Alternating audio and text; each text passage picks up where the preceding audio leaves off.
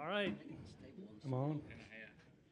All right, real quick, thanks for everybody for being here today, and we want to thank the people at Darlington Raceway, Kerry Tharp, all his staff for not only allowing us the time to be in here, but for this throwback weekend that generates so much excitement for the teams, the fans, and our partners alike. And with that said, we're looking real forward to seeing all these cars on the track tonight out here under the lights. And with that, DW, I'm going to start with you. Talk about Fifth Third and Ricky running this as a tribute to you and all these tribute cars out here tonight. Well, I probably feel like these guys do, Tom, and these guys. It was always fun to have Ricky in the 17 car. I told him he was the keeper of the 17, and he's done a pretty good job of that. And this year, particularly with 2 wins and the way he's been running, the improvements the team have made, that's exciting. I'm a big Fifth Third fan. When we were trying to put the deal together up in Kentucky, when we were building that racetrack, and I was a consultant. And by the way, I'm a really good consultant. If you need a consultant on any project, I'm available. But we met with these guys a couple of times. They didn't have a racing program then. And so the kind of racing was a little bit maybe foreign to them even at that time. So it's good to see Fifth Third step up. And I can't imagine how y'all feel having your name on the car when it wins a race. I mean, that's got to be icing on the cake. So a big Fifth Third fan. I do business with these folks. They're in Franklin, Tennessee, and have for a long time. And just glad to have them in the sport. And really thank Jack and Ricky and his team for running the throwback paint scheme this weekend. It means a lot to me. All right, with that, we talked about Fifth Third, a couple of wins on the car. I'm going to turn it over to Steve Newmark, president of Roush Fenway Racing. You have some exciting news about our relationship with Fifth Third. Absolutely. Thanks, Kevin. Before we get to that, I do want to commend Tom on eschewing the regular, what I assume, bank president attire and actually embracing the throwback weekend and jumping in a great shirt for us.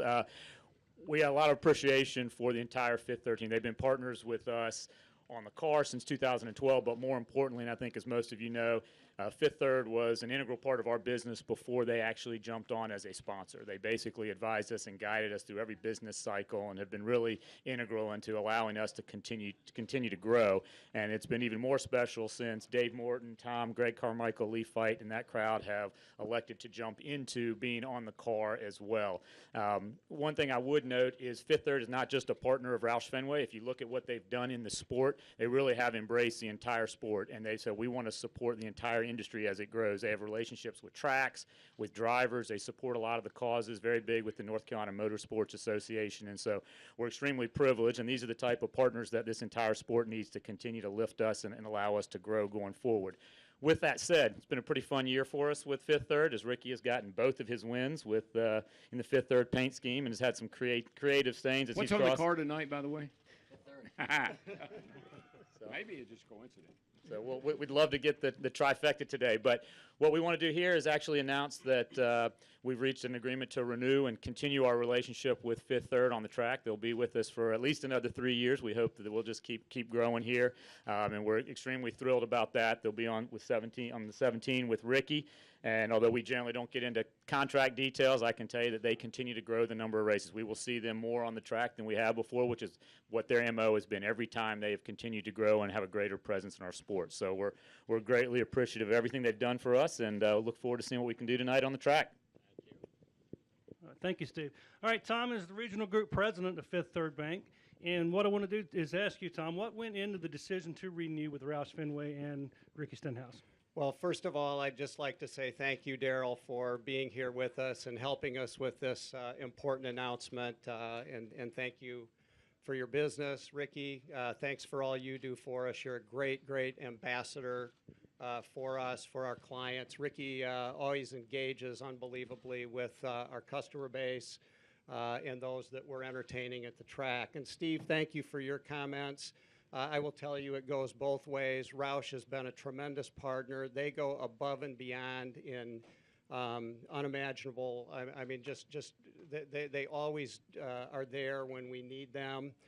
They've been great partners. This is a relationship business. That fits incredibly well for Fifth Third Bank in that we're a relationship bank, and relationships are important.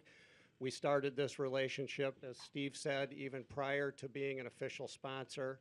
And it's a relationship that was important then and remains so every single day. So thank you, and thank you for helping us with the business success of this program as well. That, of course, is very important, and it's been a great program. Thanks, Tom. Well, thank you. Along those lines, you've been with us for 6 years now. What went into your decision to continue to invest in motorsports, specifically NASCAR? Yeah, it's really an easy question to answer. NASCAR is just a great sport, 70 million fans, but for us, it's been a very effective marketing platform. NASCAR has introduced us to companies all over the country that we seek to share our value proposition with in hopes of them becoming clients of Fifth Third Bank. So it's been a great marketing platform. As I mentioned earlier, it's a relationship-oriented business. That is exactly the culture of Fifth Third Bank, is putting our customer and our client at the center of everything we do and developing a lasting relationship. And that's what NASCAR is built on. And then lastly, I would tell you, it's just plain a lot of fun. Thank you. All right, Ricky, talk about the importance of partners like Fifth Third Bank as you guys continue to work to put that car up front and put it in victory lane. Yeah, first off, I want to thank Tom and Greg and Dave and Lee for all the support throughout my Cup career. It's been a up and down journey. This year's definitely we've been climbing up over the last, I feel like, year and a half or so. And, you know, it was cool to get our first win together. You know, theirs as a company and mine as my first Cup win. And it's just been, you know, a really good partnership with them. I think Tom said it best is NASCAR is, you know, and their bank is a relationship bank. And, you know, to me, every time I go to their events, I feel like it's almost a family event. And, you know, us at Roush Fenway, we feel like that's how we try to run, you know, our race team as well. And, you know, I feel like the NASCAR fan base is exactly the same. So it's been a great partnership throughout my Cup career. Looking forward to many more years to go with them. You know, they help me a lot off the racetrack and obviously do so much for us on the racetrack as well. And I can't wait to continue this partnership tonight. And hopefully we can do Darrell's throwback scheme some good here. I really love the chrome numbers. You know, I think for me, it's this racetrack's so fun, and I can't wait to get that Fifth Third car out there tonight. Yeah, if I might say, they always talk about the B&B. Well, as a driver, I thought that meant bumper to bumper. But, in fact, I found out it was business to business. And I think that's what NASCAR is so good at, is bringing people like Fifth Third and other sponsors together, and how can we work together, and how can we complement what each other does. And what I love about Tom and Fifth Third, and I've seen this over the last several years, is, look, race teams, for the most part, have ups and downs. You know, your wins, your highs are never as high as your lows are low. And so it's good to have somebody that will stand by you through thick and thin, know that you're going to have those bad days, but look forward to those days like Ricky had a couple of times already this year. So, and I know Jack knows this, and I think that the cars, I think that Roush's cars now have caught up with Ricky. I think Ricky has a lot of talent. I think he's a great driver. And I think if you look at Kyle Larson. Kyle Larson went out there for a couple of years, and we didn't hear much about him. But all of a sudden, they got the cars that matched his talent, and then all of a sudden we started hearing about Kyle Larson. And I think that's what Jack and his crowd has done. They've gotten their cars better, and that's helped Ricky win races and be more competitive. So, Tom, it means a lot to me. I know as a former owner and a driver to have sponsors that cheer you on when you're doing well, but stand by you when you're not. So that means a lot to all of us.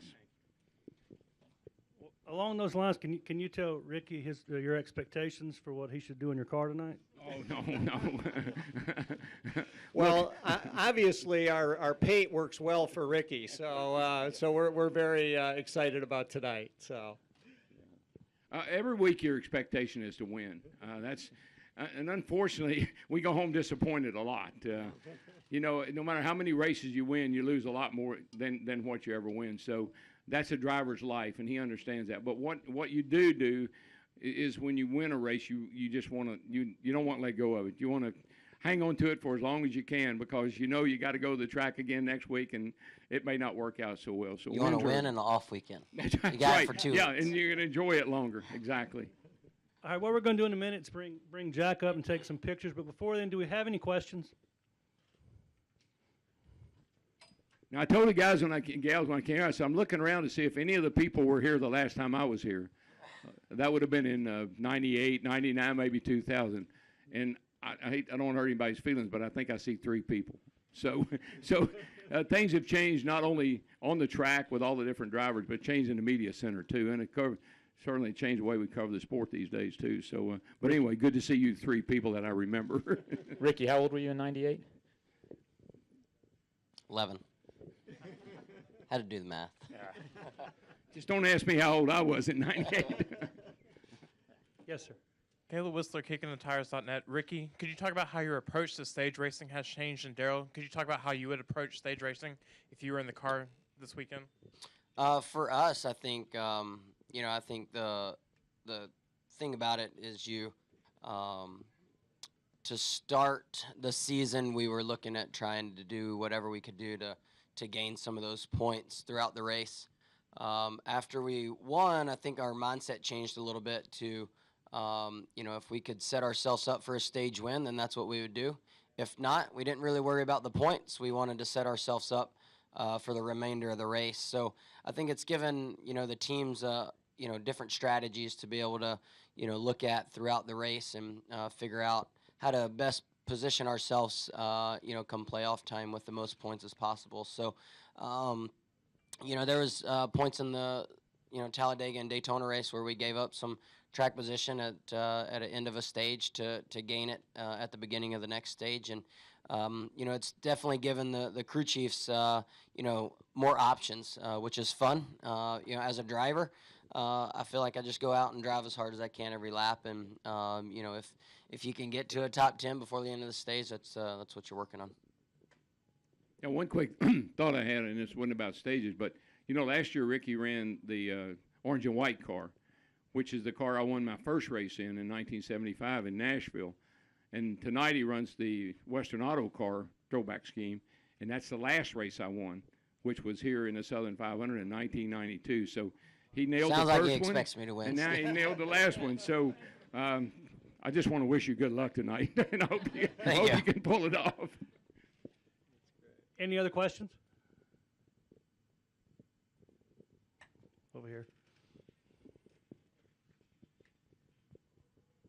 Jacob Seelman, Performance Motorsports Network. I've got 2 questions, actually. First one for Steve. I've heard people make noise at times about Roush Fenway Racing and just, in a way, the state of the sport with sponsorship and all that. You guys announced the renewal with Sunny D earlier this year, now the renewal with Fifth Third in a multi-year deal. What does that say about you guys and the strength of the sponsor base that you have right now as far as being able to keep those relationships in the sport? Sure. It says we're very fortunate to have great partners, and I think you see it across the sport, and I think we've seen other renewals come up in the sport. I mean, every team has ebbs and flows and ups and downs based on how their sponsor base works, and we've been real fortunate. The last 2 years, I think we've had 8 or 9 sponsors who have come up for renewal, and essentially everyone has renewed. And I think a lot of the credit goes, obviously, to the way Jack treats people, and what Ricky talked about is we try to develop relationships, and you try to bring folks in and have them as part of your family, and that's really what when we look at Tom and his team, that's how it's operated. And so I think probably the thing that we're most fortunate is that, as Darrell mentioned, you try to align with partners that will stick with you through ups and downs, because every business, every person's going to go through that. And so it's been a real pleasure in the last couple of years to see that validation, to have those renewals. And you're always hungry for more and keeping out there and going. But I think at the end of the day, it's also a testament to the sport. The sport works for a lot of partners just because of the NASCAR fan base. And so, if the sport didn't work, they still wouldn't keep coming back. Yeah, and Steve, I think it's important to note that, you don't just put your name on the side of a car and that's a done deal. It's bringing customers, friends. Tom said this is fun, and that's what you want the sponsors to experience, to come to the tracks, to come to a Darlington, the oldest track that we have, and a throwback weekend like this, and see how much fun it is. I think the at-track experience, if you could get people to come to the track, hear the cars, smell the cars, see the cars, and see all the activity that goes on around a weekend, I think we'd have a whole lot more fans than we do. I just think it's so important for the sponsors and for Steve and for Jack and those guys to be sure that when the guys come to the track, they have a good time. And he's going to bring some other people that he does business with to the track, and they're going to see the sport, and they're going to see the cars and say, how do I get involved? And so it's kind of contagious. So if you get people involved and you show them a good time and you get a win every now and then I think that's what makes a difference. Now, Darrell, I know you were giving Ricky a hard time over there and, talking about winning the race tonight, and I know that's what Ricky wants. But, I think we've all seen him grow a lot this year. What have you been most impressed with this season watching him kind of break out in the Cup Series? Yeah, I think it goes back to the beginning with Jack. And I'm sure that Ricky doesn't like to think about this, and I'm sure Jack doesn't either. But, there was a time when I didn't know if Ricky would make it or not. He had a few issues that he had to work out, But he has matured so much as a driver. And, again, I think it's equipment. I think when the equipment gets better, then the driver gets better. It kind of goes hand in hand. And so I've seen I like his loyalty. I guess that's really what I like. Some of these young guys, they may have other opportunities, but because somebody like Jack, and he's given a lot of young drivers an opportunity, because of him, Ricky sticks by Jack's side, Jack stands by Ricky's side, and I think that loyalty is what I really admire the most about him. Okay, Bob? I'm sorry if this was asked earlier, but Tom, did the wins this year, how much did that impact this decision? And since Ricky, I think, has won 2 of the 5 races he's had so far with you this year, does he have to bat 40% the rest of the way? Yeah, we obviously we enjoy seeing Ricky do well. We enjoy seeing the team do well because we spend a lot of time with these guys, and we know how hard they work and how tenacious they are, and we share a lot of those same virtues. But did the wins have anything to do with our renewal? Not at all.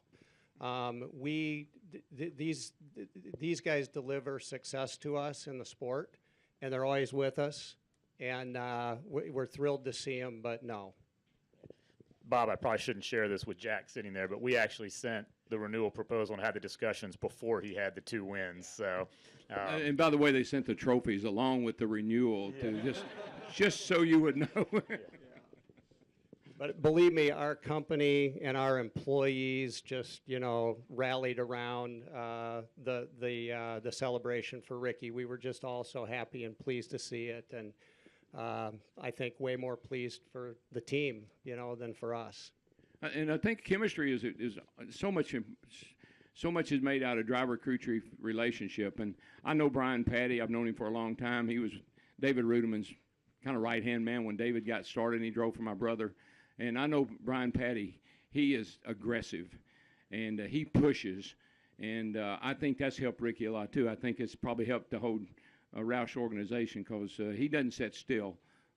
He might get thrown out. He might get put on probation for 3 weeks, but it's because he was trying to get something done, and that's what I like about him. So I think that's been another thing that's probably helped Ricky a little bit this year as well.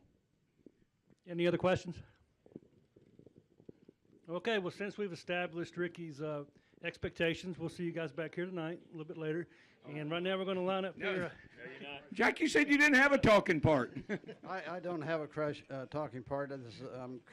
I crashed the meeting here. Much as anything else, to see what Darrell would have to say. I'm especially looking for Darrell's advice. Having won multiple races here, and what can you tell Ricky about the racetrack and particularly about the wall? I'm interested in what you tell him about the wall tonight. Well, I fought the wall, and the wall always won. So that's rule number 1. Look, there is a way to race this track, and I was talking to Blake Cook yesterday before the Xfinity race, and he drove the 11 throwback car yesterday, and I was telling him about this is a momentum racetrack, and a lot of guys don't realize that, but I can remember racing here and actually letting up on the straightaway, slowing down a little bit on the straightaway, so I could carry momentum off of the corner. Because you've got to be able to get off the corner with a full head of steam to be able to make that pass. And so I've always said the key word here for me was always anticipation. I would anticipate all right, if I let off here and I get back on the gas here and I'm going to catch that guy there, I'll be able to make that pass. And so I think every pass you're always anticipating where you're going to catch that guy and keep your momentum up. Keep your momentum up so you don't have to back off the throttle. Because how many times have you seen off turn 2 over here, or turn 4 either one, but where a driver has to get out of the gas. And when he does, here comes everybody in the field right past him. So momentum and anticipation, those are two things that if you can work on, it'll help you. It'll give you a little bit better chance of winning. All right. Well, thanks for everybody for being here today. We're going to do a photo down here, and we'll also do photos at the car at 5 p.m. before the race. Very good. All right, Darrell. Thanks again. Thank you. Yeah, fun to be here. Enjoyed me. Good afternoon, everyone. We're extremely happy today to bring a tradition that is Darlington, one of its famed drivers that have conquered this place so many times. 5 times Bill Elliott has won here, 3 times in the Southern 500. He's a 1988 NASCAR champion and 2015 Hall of Famer.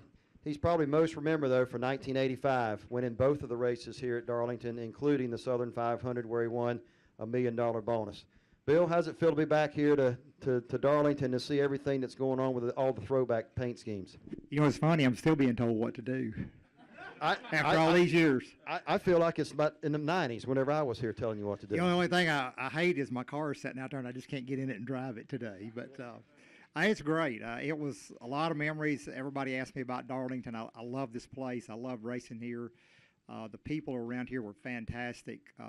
Even coming when I ran for the million in '85, it was just a fantastic weekend. You know, see a lot of the people in here that covered the sport back in those days, and it's good to see a lot of the friendly faces here today. And but it was a great experience.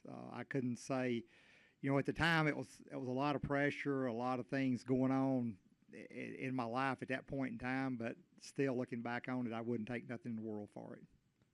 What do you particularly remember about the Southern 500 winning the $1 million that year? Well, just the way it all unfolded. You know, we were good that day, but there was still a number of cars better than us.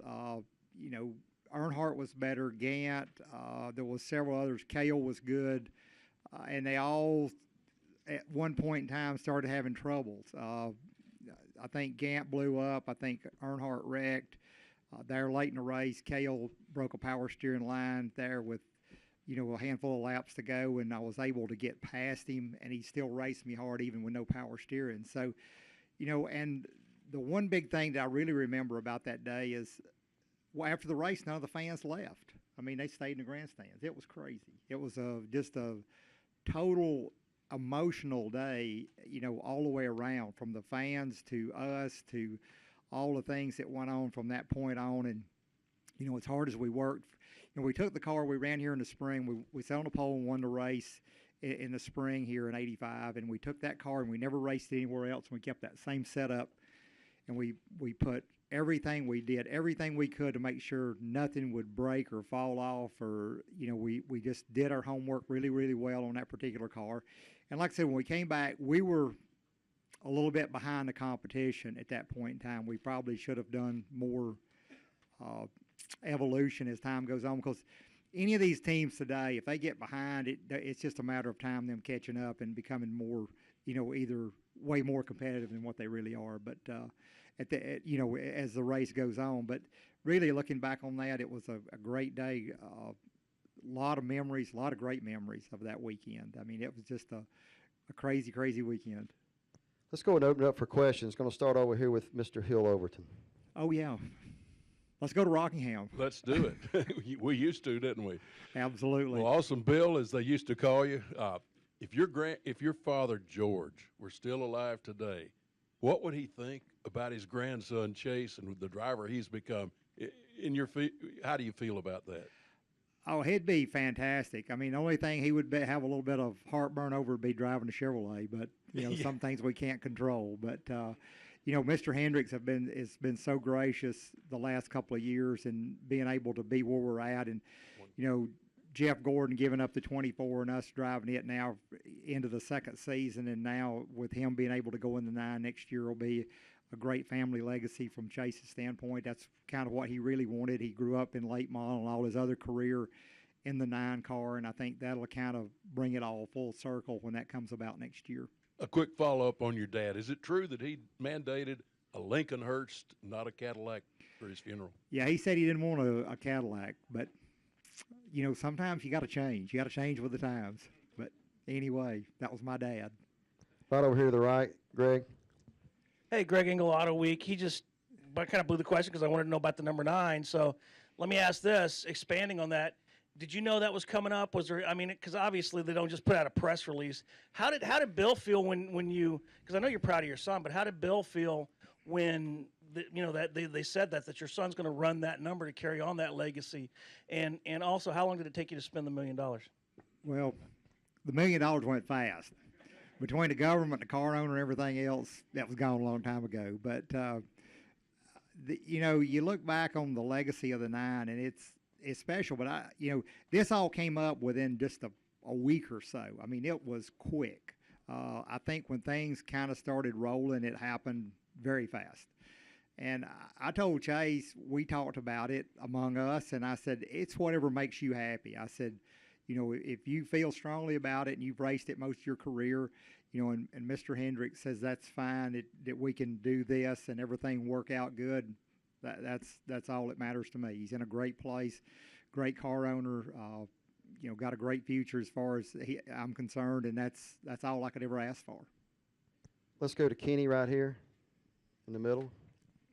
Kenny Bruce with NASCAR.com. I know you. I've seen you before. Yeah, I think I've seen you at least before once. Too.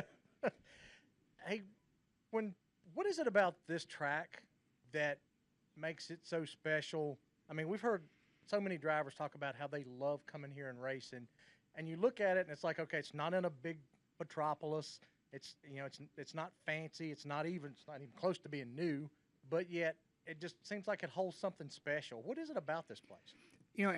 Every story I've ever heard before I ever came here, and all of the old races that ran here and everything leading up, it was just such a unique place. And this town and this area just embraced this race.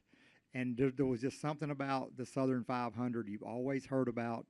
You always wanted to run it. You always felt like that everything was just such a part of this race and this race weekend. And it just, I don't know, it was just a special day. It's funny, when we came down here, back in the 70s and 80s, you would come in on Tuesday or Wednesday, and then Sunday you couldn't race. You had to race on Monday. And it was wild. So we met some friends down here in Society Hill, just the 20 or so miles down the road, and got to know them. We go hang out with different people, different times, go to the museum in town, hang around out around the airport, and just do whatever. And but nowadays it seems like nobody has time to do that. Everything's too fast paced, too much social media, too many things going on like that. But it's just different. It just seemed different back then. Right here in the center. Hey, Bill, Scott Chansey with the Morning News in Florence. I was going to ask, when's the last time you actually drove a car around the track at Darlington, not counting any practice you've had for this pace car deal? I can't remember. I've got short and long-term memory loss, I believe. But it would have been the Woods cars a number of years ago, probably 08, 09, I would say. And like I said, I just still envision driving around this racetrack for some reason. I just got this place embedded in my head. I just liked it so much and liked racing here so much. Rick, over here to your left, Bill. Hey, how are you? Hey, I'm good. Rick Henry, WIS-TV, Oh, yeah. Columbia. Bill, would you say that 1985 was a year that not only changed your life, but maybe the way that people around the country looked at NASCAR? Because I remember in Charlotte, after you'd won the first two legs of the Winston Million, major news networks were there, media from major markets. You were on the cover of Sports Illustrated. Well, I think it started kind of the ball rolling in a lot of ways, because there was people come in that covered the sport that had never been around it. They'd ask you questions. I remember Dale Inman telling me this one day. He said he had this reporter call him up, and this was back when he was still crew chief for Richard, and this was before the Winston Million and all that. He said some reporter called him up and asked him, how things were going. He said, "Where are you going this weekend?" He said, "Talladega." And Inman tells me the story. He may say it's not so, but I'll say that he said it anyway. But he said, the guy asked him, said, "Where are you going this weekend?" He said, "Talladega." And he said, "Well, where's that at?" And he said, "Well, when you figure out where it is," he said, "you call me back." So anyway, that's kind of the way it was in '85. You know, you had people covering the sport that had never been around it or involved in it. So they had a learning curve. There was a lot going on. You know, I'd go to Ford dealerships at that time, and there'd be 4,000 or 5,000 people show up at a Ford dealership. And I remember coming to, you know, areas in South and North Carolina and like Raleigh and coming down here to Florence or wherever, and it'd just be totally crazy. And it just seemed like that just kind of snowballed through the later 80s and 90s and kind of grew what it's grown into today. Yeah, we were more regional at that time, and now we're kind of more, you know, go from coast to coast more and more out west as far as the races are concerned. But it's just so different than the era we were back then. And it just seemed, but you're right, it did start that ball rolling. And I think just, you know, not only me, but the characters we had between Earnhardt and all the things that, and Jeff Gordon coming in the early 90s and the things that transpired from there really kind of set the sport on fire. Are we going to go over here to the right, Mr. Al Pierce? Yeah, Bill, Al Pierce from Auto Week. Has Chase come to you, or have you offered any advice to him on how to handle all of the hoopla and all of the stuff he's facing? I know it's his second year, and he hadn't won yet, but he's been close. Is there any concern on his part that maybe he's needs a little more help? Well, we all need help. I mean, I still need help. I mean, I know that, but you know, I try to give him, you know, as any kind you have a kid in their late teens, early 20s, you can tell them all day long, but they're sometimes they got to learn the hard way. And unfortunately, when I came along, I didn't have anybody in my ear telling me anything. It was all, and a lot of the guys hadn't gone through the things that I went through, especially in '85. You know, even Richard or Darrell or any of those guys. So you were dealing with a lot of pressures and a lot of different things, and sometimes you just got to get through it and deal with it your own way and learn from your mistakes. You know, I can sit there and say, well, you know, you should have done this on the racetrack, or you should have done this here or there with fans or whatever. But at the end of the day, you've still got to figure it out in your own head how to deal with this stuff. And until I was able to kind of put things in perspective there in the later 80s, where there's, you know, I kind of said it, there's a time to race, there's a time for fans, there's a time for media, and there's a time for family. And you got to, you know, put it in a segment to where you can deal with it. And he'll get, as time goes on, I think it's easier for all these guys today, in my opinion, because they've got more ways of getting help in different directions. They've got more things, you know, they've got less activities around a racetrack than what we did. Most of these guys don't work on their cars at all. So, you know, back in '85, I mean, God, we worked 24 hours a day, nearly 7 days a week, and we still had to come and deal with everything we had to deal with at the racetrack. And, you know, that was a lot of pressure within itself. You know, so you really didn't have time, you know, where they said, idle minds and that sort of thing, but you didn't have that time back then. So, like I said, I try to help him as much as I can and make comments about things and say, well, you know, I would have maybe done it this way or that way, and even sometimes on the racetrack. But I can do very little help on the racetrack because racing's changed so much since I came along. Sure. Let's go to Dustin here in the center. Dustin Long, NBC Sports. Bill, you were there with the Wood brothers in that period where they transitioned from full-time to part-time status. Obviously, that was not an easy period. And I wanted to ask you is how much of a concern was there at that point in time that the Wood brothers might eventually go away? And what does it mean to see them where they've got the win, they're in the playoffs, where they'll be competing for a championship this year after having gone through what they went through in that period when you were there? Well, you know, I always looked up to Leonard. I always thought the world of Leonard Wood, and so with Lynn and Eddie. I mean, they have worked so hard to keep that alive, and it seems like they've done a very good job of positioning themselves where they need to be. And I think with, you know, aligning themselves with Penske and what they're doing from that standpoint has been a definite plus for them. And, you know, what does they say, 21 forever? I think it'll be here forever. I mean, they're just that good, at least as long as at least you've got somebody there behind them that's pushing them, you know, like Lynn and Eddie and Leonard. You know, you see Leonard and those guys every week, and they're out here and they're doing what they can to support not only the 21 car but the sport and their sponsors. Let's Sure. go to Caleb down here on the center. Caleb Whistler, kickingthetires.net. With the advent of stage racing this season, if you were behind the wheel today, how would you approach stage racing? I don't really know. uh, I would just try to position myself to win the race. I wouldn't care about the stages, and that's my way of racing. I would just try to position myself to where I could be good at the end of the race, because I think still the wins are more important than the stages. Because if you run good and win races, then the rest will take care of itself, and that's kind of been always my philosophy. Let's go over to the left with the handlebar mustache of Mike Neff. I don't know about Thank you, handlebar, Mike. brother. Very beautiful. It's the full-on Yeah, porn you got stash bad going on. eyes, Russell. Mike Neff from FrontStretch.com. Bill, you talk about winning the million and the involvement that R.J. Reynolds had at that point in time in the sport. How much did it mean to your career to have such an active sponsor as the title sponsor of the sport? Well, they were big. I mean, they did so much for this sport and grew it. And it's funny how things change as it goes along. And I'll never forget Jerry Long standing on the stage in New York in '84 talking about, they're going to pay $1 million for anybody that can win 3 of these 4 races. And I said, man, that'd be great. I said, well, and he started naming them. Well, I'd never won at Daytona. Well, I'd never won here. I'd never won at Talladega.